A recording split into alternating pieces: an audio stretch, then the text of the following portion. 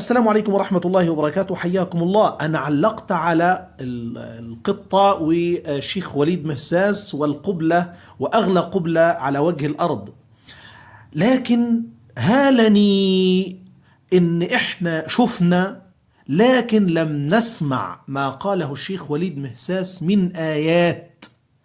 ولما رأيت الشيخ سعود الشريم وهو يعلق بيقول إن الناس شافت القصة لكن لم تسمع ما قاله من آيات، فعودت أسمع الفيديو من الأول إلى أن انتهى الشيخ إلى قول الله تبارك وتعالى: وحينها تعالوا لنعيد الاستماع مرة أخرى علشان تشوفوا هذه الآيات وهذه المعاني العجيبة في نفس التوقيت اللي القطة ولا الهرة بتعمل الموقف ده.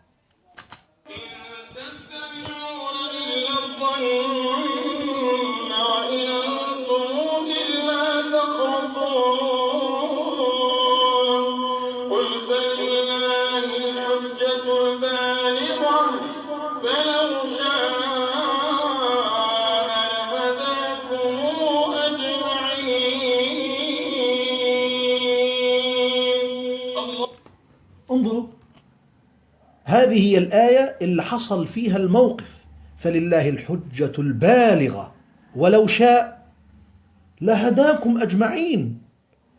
فلله الحجة البالغة ولو شاء لهداكم أجمعين. والله إحنا اللي محتاجين نبلغ عن الله وعن دين الله تبارك وتعالى، وليس دين الله عز وجل يحتاج إلينا. إحنا اللي محتاجين بموقف بسيط جدا يصل إلى أكثر من 2 مليار في الوقت اللي الإعلام وإبراهيم عيسى وأشباهه في العالم كله بيحاربوا دين الله عز وجل الليل والنهار، بيفعلوا الأفاعيل، وتأتي قطة تمسح ليهم كل هذه الأعمال بأستيكة كأن شيء لم يكن، وتكون هي البطل الحقيقي. والشيخ وليد مهساس وهو يتلو هذه الآيات العجيبة في نفس هذا التوقيت، سبحان الله العظيم.